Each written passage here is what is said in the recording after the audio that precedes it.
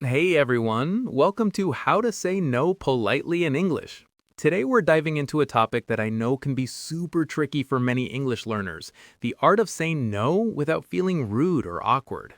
Indeed. It's a common hurdle, isn't it? Many of us, myself included, find it challenging to decline requests politely. But fear not, we've got some practical tips and strategies coming your way to help you master this essential skill.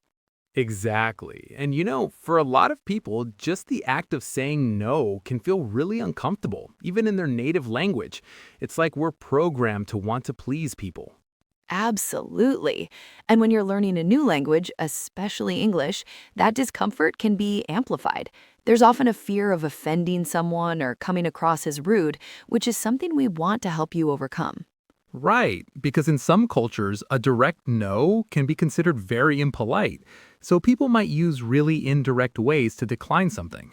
Then they try to translate that into English and it just doesn't quite work, or it still feels too blunt. Precisely. English speakers, particularly native ones, often use softening phrases or indirect approaches to say no, but it's still generally more direct than in many other parts of the world. The key is to find that balance. You don't want to over explain or make excuses, but you also don't want to appear abrupt. And the fear of rudeness is so real. Nobody wants to be seen as uncaring or unhelpful, but it's a universal struggle, isn't it? This isn't just an English learner problem. We all grapple with saying no politely because sometimes you just have to. Right then, let's dive into some core phrases that are absolute lifesavers when you need to decline politely. These are your building blocks, really, for mastering the art of saying no. Exactly. And the first one is super simple, but so effective. No, thank you. It's short, sweet, and to the point. You use it when someone offers you something, like food or a drink. Absolutely. Imagine someone asks, "Would you like another slice of cake?" You can simply say, "No, thank you." It's perfectly polite and clear. Or if someone offers you a lift, "Are you sure you don't want to ride?" You could respond, "No, thank you. I'm happy to walk." Another really useful one, which sounds a bit more formal but is very common, is I'm afraid I can't. This one's great when you're declining an invitation or a request. The I'm afraid part softens the refusal immediately. It does indeed. For instance, if a colleague asks, "Could you help me with this report by tomorrow?" You might say, "I'm afraid I can't. I'm already swamped with deadlines." Or if a friend says, "Are you coming to the party on Saturday?" and you can't make it, "I'm afraid I can't. I have plans already." It's very British, that. Oh, I love that one. And then there's a fantastic phrase for when you genuinely appreciate the offer but just can't make it work. That sounds lovely, but I'm unable to. This really shows you're not dismissing their idea, but rather your own capacity. Precisely. If someone invites you to a concert and you genuinely like the idea but have a conflict, you could say, "Oh, that sounds lovely, but I'm unable to make it that evening." It conveys warmth while still clearly declining. Or if someone suggests a hike, "That sounds lovely, but I'm unable to come along this weekend." It softens the blow, doesn't it? Okay, so we've got the core phrases down, but sometimes just saying, I'm afraid I can't, can still feel a little blunt, right? That's where adding a soft explanation comes in handy. It's like giving a little cushion to your no. Precisely. It provides context without demanding a full blown autobiography.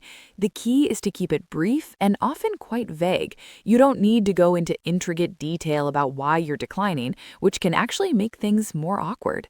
Exactly. Nobody needs to know the whole saga of why you can't make it to brunch. A simple, gentle reason is all that's required. A couple of excellent phrases for this are, "I have another commitment," or "I'm a bit tied up." For instance, you could say, "That sounds lovely, but I have another commitment that day, I'm afraid." Oh, I love I'm a bit tied up. It's so casual and versatile. You can use it for almost anything. Can you help me move this weekend? Oh, I'm so sorry. I'm a bit tied up then. It's perfect because it implies you're busy without specifying what you're busy with. Indeed, and the beauty is that it allows for a polite refusal without inventing an elaborate excuse. People generally understand and respect that you have other things on your plate. It shows you're not just dismissing them, but genuinely unavailable. So, beyond a direct refusal, sometimes we want to soften it or offer an alternative. How do we do that politely? It's about maintaining goodwill. For softening, use perhaps another time, like I can't tonight, but perhaps another time. That keeps the option open. I use that a lot. What if I can't do what's asked, but can help differently? Offer an alternative. I can't do X, but I could do Y. For instance, a report due Friday. I'm afraid I can't finish it by Friday, but I could have it ready by Monday. That turns a no into a partial yes, showing flexibility. Exactly. It's diplomatic, setting boundaries while maintaining good relations. So, we've talked about all these wonderful phrases, but how do we actually use them in real life? Let's put them into practice with a few common situations. Excellent idea. Practice makes perfect, after all. Let's start with declining an invitation, a very common scenario.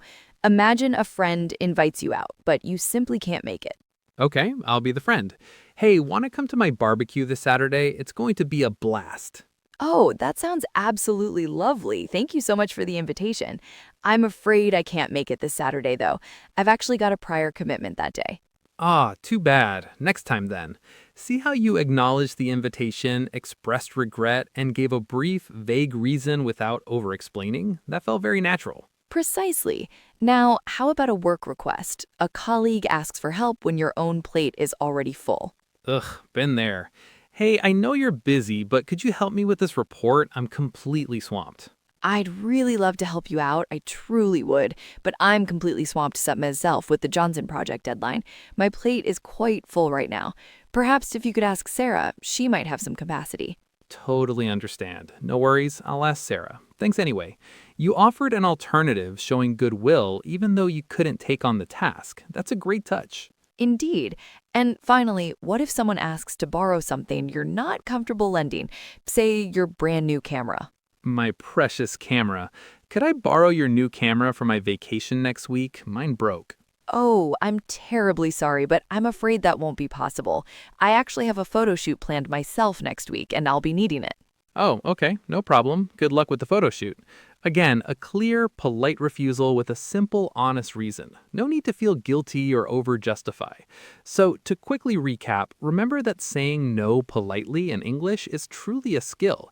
It might feel a bit awkward at first, but like any skill, it gets much easier with practice. Exactly. Don't be afraid to use phrases like, I'm afraid I can't, or that sounds lovely, but I have another commitment. And remember, a soft explanation often goes a long way. Give these new expressions a try and see how much more confident you become. Well, that brings us to the end of another episode. Thank you so much for tuning in and spending this time with us. Indeed. We truly hope these tips help you feel more confident in saying no politely. Remember, it's a skill that gets easier with practice. Absolutely. So go out there, try these phrases, and don't be afraid to practice. We'll be back soon with more English learning tips.